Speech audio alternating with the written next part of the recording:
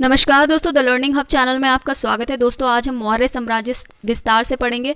मगध के इतिहास में दोस्तों नंद वंश के पतन के बाद मौर्य साम्राज्य का उदय हुआ था। दोस्तों बात करें मौर्य साम्राज्य की तो मौर्य साम्राज्य भारत के इतिहास का सबसे पहला और बड़ा साम्राज्य था।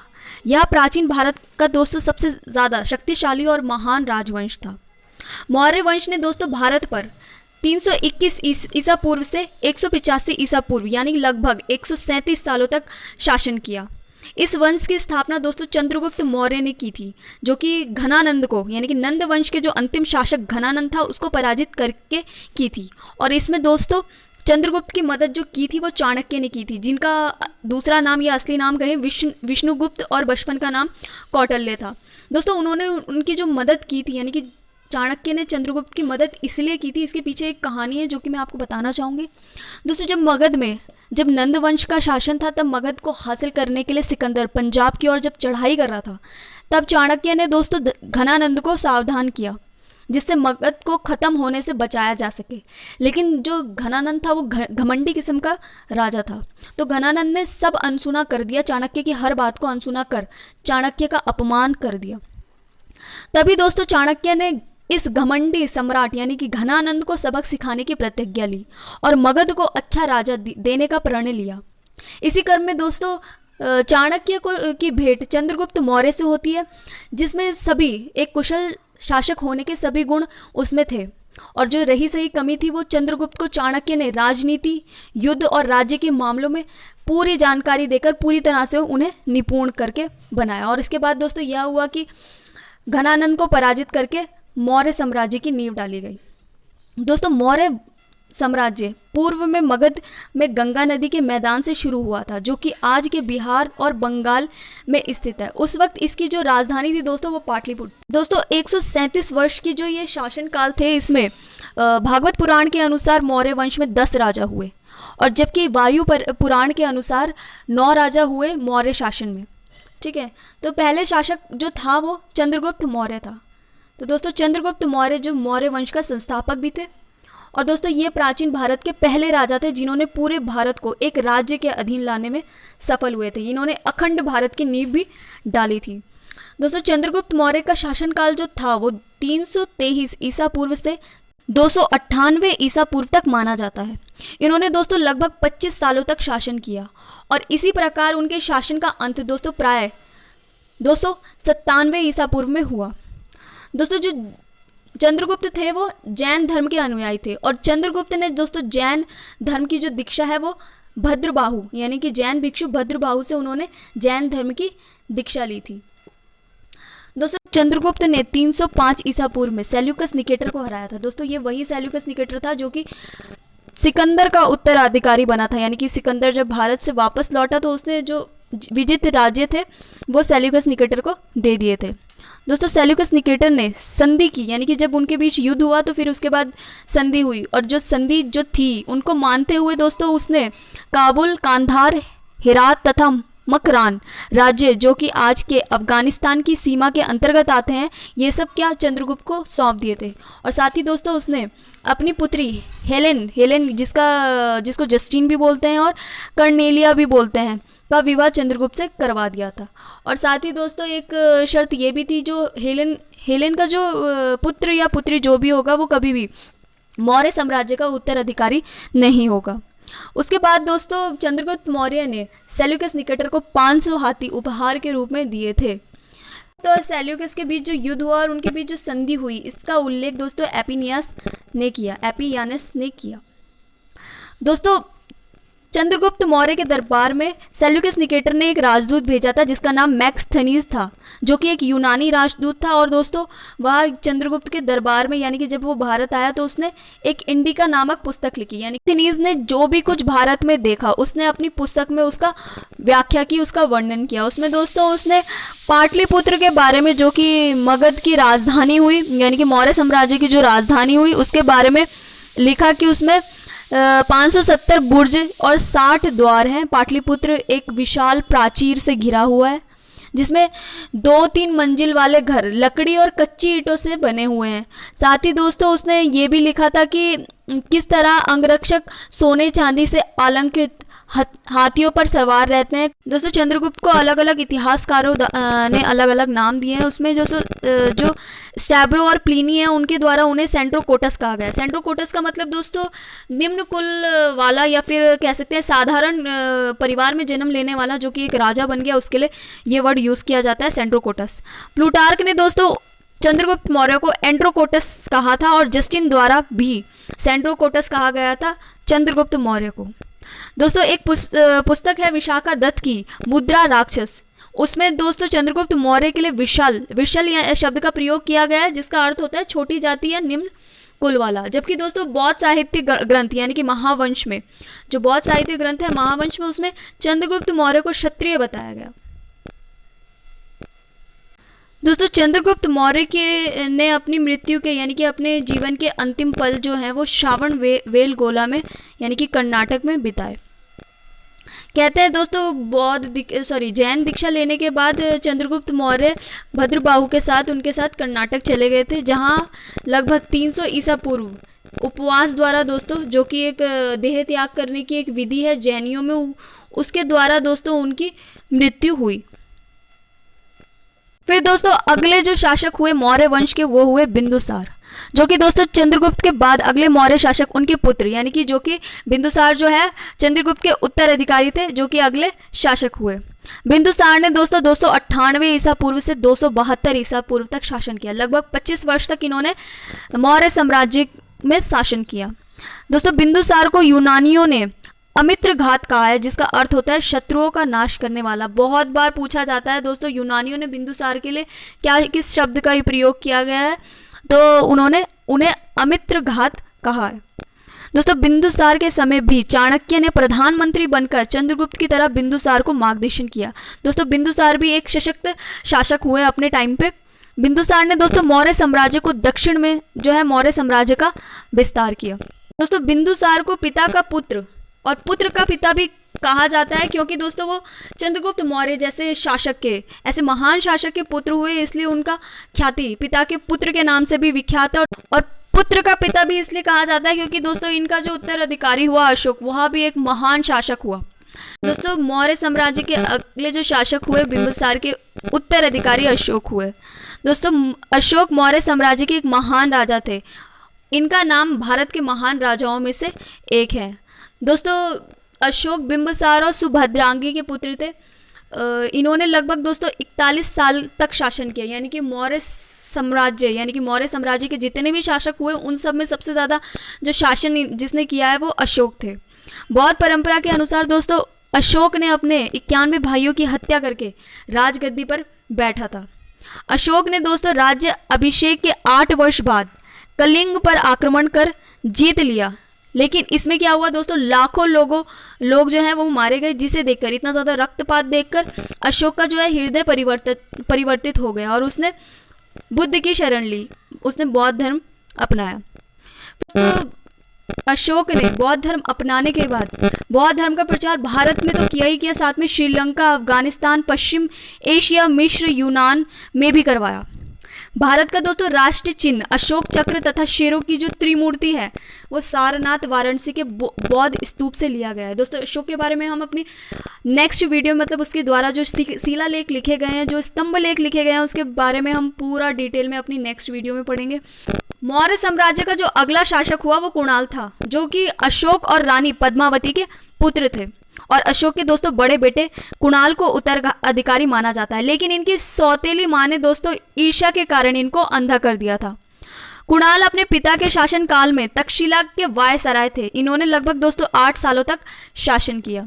उसके बाद दोस्तों दशरथ मौर्य जो कि अशोक के पोते थे वह मौर्य साम्राज्य की राजगद्दी पर बैठे और दशरथ मौर्य ने 232 ईसा पूर्व से 224 ईसा पूर्व तक शासन किया और दोस्तों इन्होंने अशोक की धार्मिक और सामाजिक नीतियों को जारी रखा। इसके बाद दोस्तों इनके चचेरे भाई संप्रीति ने राजगद्दी संभाली। फिर छठे जो शासक हुए वो संप्रीति हुए। इन्होंने दोस्तों 224 से 215 ईसा पूर्व तक मौर्य वंश पर शासन किया। यह अशोक के दोस्तों अंधे पुत्र यानी कि कुणाल के पुत्र थे। इन्होंने दोस्तों 9 वर्ष तक शासन किया।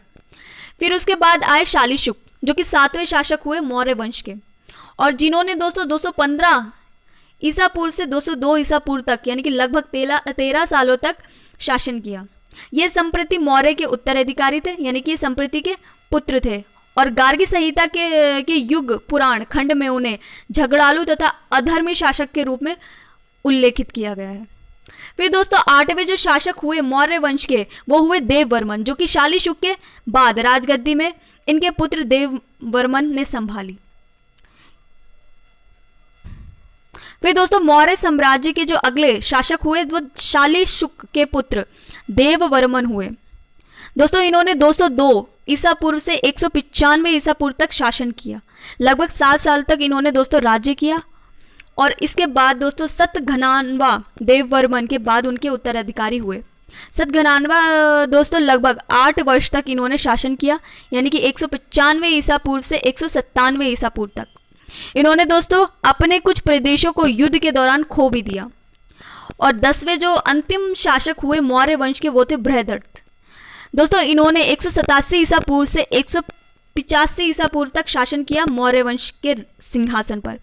बृहदत्त को दोस्तों इन्हीं के मंत्री पुष्यमित्र शुंग के द्वारा, यानी कि जो कि इनके सेनापति थे, उनके द्वारा इनकी हत्या कर दी जाती है।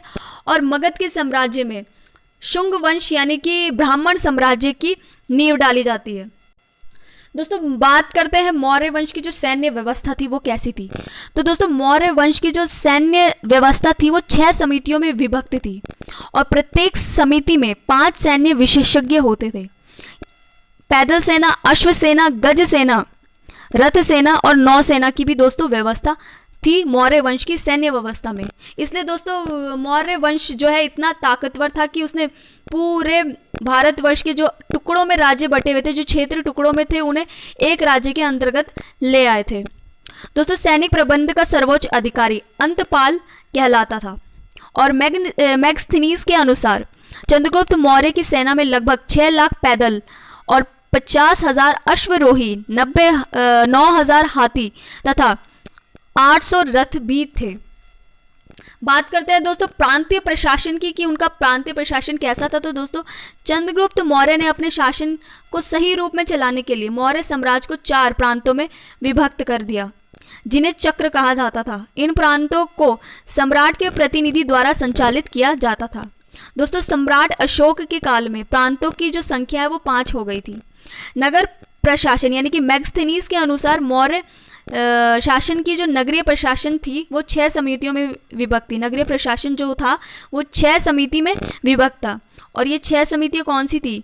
प्रथम समिति में दोस्तों उद्योग शिल्पों का निरीक्षण करता था। जो प्रथम समिति थी वो उद्योग और शिल्पों का निरीक्षण करता था। द्वितीय समिति द्वारा दोस्तों विदेशियों की देखरेख हुआ करती थी। तृतीय समिति द्वारा दोस्तों जनगणना की जाती थी। और चतुर्थ समिति द्वारा व्यापार वाणिज्य की व्यवस्था की देखरेख की जाती थी। पंचम समिति द्वारा दोस्तों विक्रय की व्यवस्था का निरीक्षण किया जाता था। और छठी जो समिति थी वो बिक्री कर व्यवस्था यानी कि कर वगैरह वसूली करती थी। दोस्तों बात करें मौर्य वंश के पतन की, यानी कि इतना शक्तिशाली साम्राज्य होने के बाद मौर्य वंश आखिर क्यों उसका पतन हो गया। तो मौर्य वंश के जो पतन का दोस्तों मुख्य कारण जो है वो यह है कि अशोक के बाद जितने भी उत्तराधिकारी आए वो सारे क्या थे, अयोग्य थे। इस वंश के दोस्तों अंतिम शासक बृहदत्त की हत्या भी उसी के मंत्री पुष्यमित्र शुंग के द्वारा कर दी गई थी, जो कि एक तरह का धोखा भी उन्हें मिला। इस साम्राज्य के पतन के जो अन्य कारण दोस्तों माने जाता है कि प्रशासन का अत्यधिक केंद्रीयकरण था और राष्ट्रीय चेतना का भी दोस्तों अभाव रहा। आर्थिक एवं सांस्कृतिक असमानताएं भी देखने को मिली और प्रांतीय शासकों के अत्याचार और कर भी क्या है अधिक से अधिक वसूल किए जाते थे। इन कारणों से दोस्तों मौर्य वंश का पतन हो गया। बात अशोक सम्राट से संबंधित दोस्तों जो महत्वपूर्ण तथ्य बनते हैं उनके बारे में बात करते हैं। सबसे पहले दोस्तों अशोक का जो पूरा नाम था वो अशोक वर्धन मौर्य था और अशोक ने दोस्तों बाद में देवन प्रिय प्रियदसी यानी देवताओं का प्रिय और प्रेम से देखने वाला की पदवी ली। इससे पहले दोस्तों उन्होंने क्या किया, अपने भाइयों की हत्या की थी, जिसमें उनका सबसे बड़ा भाई बिंदुसार का उत्तराधिकारी सुशीम भी शामिल था।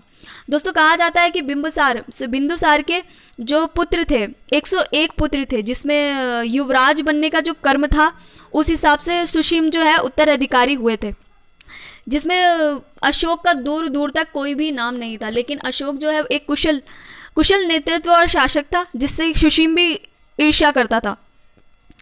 बाद में क्या हुआ, अशोक ने उसकी हत्या करवा दी और इसी कारण से, अपने भाइयों की हत्या करवाने के कारण से अशोक का एक और नाम पड़ा जिसे चंड अशोक कहा जाता है, जिसका चंड अशोक का मतलब होता है बेरहम और निर्दयी अशोक। वैसे दोस्तों अशोक के नाम का एक और अर्थ भी है, अशोक यानी कि जिसके अंदर कोई भय ना हो, कोई दर्द ना हो, किसी भी तरह का कोई दुख ना हो, उसको अशोक कहते हैं। फिर दोस्तों तक्षशिला का विद्रोह दबाने के बाद अशोक को अगला राजा बनने की संभावना बढ़ गई। यानी कि अशोक का जो कार्य था वो ऐसा था कि वो राजा बन सकता था, लेकिन क्या था, उसके काफ़ी सारे भाई थे और जिससे परेशान होकर सुशीम, जो कि उत्तराधिकारी बनता अगले मौर्य साम्राज्य का, सुशीम ने राजा बिंदुसार द्वारा उसे 2 साल के लिए देश निकाला भी दिलवाया था।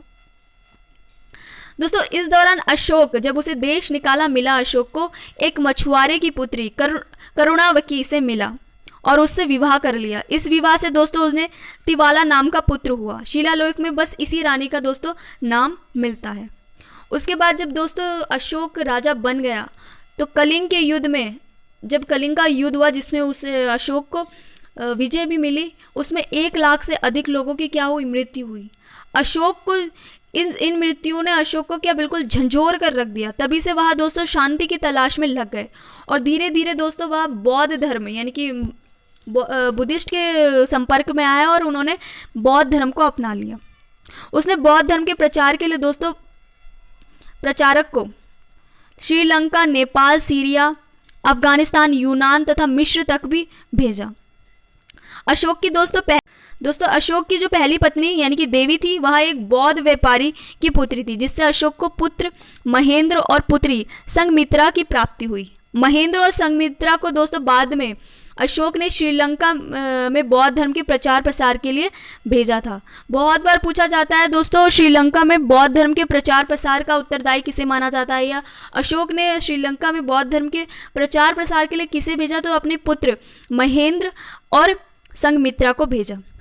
फिर दोस्तों अशोक शासन काल में कई प्रमुख विश्वविद्यालयों की भी स्थापना की गई, जिसमें से दोस्तों तक्षशिला और नालंदा विश्वविद्यालय प्रमुख है। बहुत बार इससे भी दोस्तों क्वेश्चन बन जाता है। दोस्तों अशोक का साम्राज्य पूरे भारतीय उपमहाद्वीपों में फैला हुआ था। यह उस समय तक सबसे बड़ा भारतीय साम्राज्य था।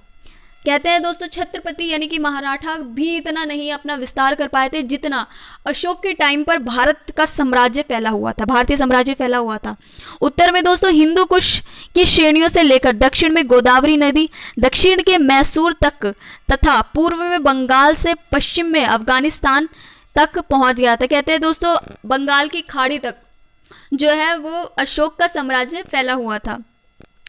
3वीं शताब्दी में सम्राट अशोक द्वारा बनाया गया मध्य प्रदेश में सांची का स्तूप आज भी दोस्तों प्रसिद्ध पर्यटक स्थल है। दोस्तों जितने भी शिलालेख जो अशोक ने लिखे थे, जितने भी स्तंभ लेख लिखे थे, इसका पूरा विस्तार से हम एक वीडियो बनाएंगे। अपनी नेक्स्ट वीडियो में हम पूरा डिटेल में बताएंगे। दोस्तों अशोक की मृत्यु के बाद जो मौर्य साम्राज्य है लगभग 50 वर्षों तक और चला और अशोक के स्तंभ से लिए गए अशोक चक्र को दोस्तों भारत के राष्ट्रीय ध्वज में स्थान दिया गया है और 4 शेरों वाले चिन्ह को राष्ट्रीय चिन्ह का सम्मान भी मिला है। दोस्तों अशोक के अभिलेखों को 3 भागों में बांटा जाता है। पहला जो है वो शिलालेख, दूसरा स्तंभ लेख और वह तीसरा जो है वो गुहा लेख यानी कि गुफाओं में जो लेख लिखे गए थे। भारत में दोस्तों शिलालेख का प्रचलन सर्वप्रथम अशोक ने किया था। ये भी मोस्ट इंपॉर्टेंट लाइन है दोस्तों, पूछा जाता है भारत में शिलालेख का प्रचलन किसके द्वारा किया गया था, तो सर्वप्रथम दोस्तों अशोक के द्वारा किया गया था। अशोक के शिलालेखों की खोज दोस्तों 1750 ईस्वी में पैथलर ने की। इनकी संख्या दोस्तों 14 है। जो शिलालेख है उनकी संख्या 14 है, परंतु अशोक के अभिलेखों की पढ़ने की पहली सफलता दोस्तों 1837 ईस्वी में जेम्स प्रिंसेप को मिली। दोस्तों अशोक का जो 13वां शिलालेख है यानी कि जो कलिंग युद्ध से संबंधित है, तो 13वें शिलालेख में दोस्तों कलिंग युद्ध और अशोक के हृदय परिवर्तन का वर्णन किया गया है अशोक के द्वारा। इसमें दोस्तों धम्म विजय को सर्वश्रेष्ठ बताया गया है अशोक के द्वारा। अशोक के 2 अभिलेख मान सेहरा व शाहवाजगढ़ी जो कि खरोष्टी लिपि में लिखे गए हैं। लगमान व तक्षशिला अभिलेख दोस्तों अरामाइक लिपि में लिखे गए हैं। शरकुना व कंधार अभिलेख दोस्तों द्विभाषिक लिपि में लिखे गए हैं। अशोक के दोस्तों अभिलेखों की जो भाषा है वो आम जन भाषा यानी कि प्राकृत भाषा थी। और दोस्तों अशोक के अभिलेखों में जो भाषाएं इस्तेमाल की गई है वो है ब्रह्मी, खरोष्टी, ग्रीक, अरमाइक। इन सब लिपियों का दोस्तों अशोक के अभिलेखों में प्रयोग किया गया है। एरगुड़ी अभिलेख में दोस्तों जो लिपि प्रयोग में लाई गई है वो दाएं से बाएं लिपि का प्रयोग किया गया है लिखने में। दोस्तों अशोक का जो 8वां शिलालेख था उसमें अशोक ने क्या अपनी जो यात्राएं करी उसने प्रचार प्रसार के लिए बौद्ध धर्म की उसने धम्म यात्राओं का दोस्तों उसमें वर्णन किया है। उसने राज्य अभिषेक के 10वें वर्ष धम्म यात्राएं शुरू की और सबसे पहले बोध गया की यात्रा की। अशोक ने दोस्तों 256 रातें अपने धम्म यात्रा में बिताई। तो दोस्तों आज की वीडियो में बस इतना ही। अगर आपको हमारा वीडियो अच्छा लगा होगा तो लाइक शेयर सब्सक्राइब करना ना भूलें। तब तक के लिए दोस्तों जय हिंद, जय भारत।